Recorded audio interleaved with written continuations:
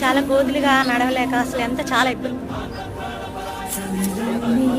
అంటే ఏ ఊరు ప్రాంతం నుంచి ఎక్కడి వరకు ఉండేది?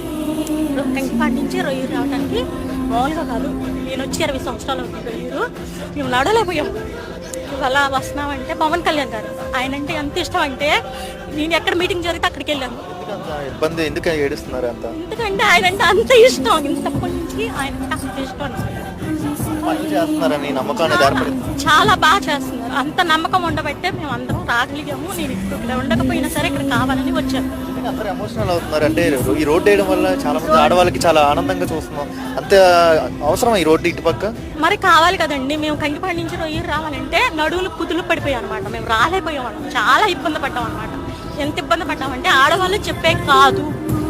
వాళ్ళ పవన్ కళ్యాణ్ రొయ్యూరుకి వెళ్ళి ఒక్కళ్ళు వచ్చి చూసిన వాళ్ళు కాదు, వచ్చిన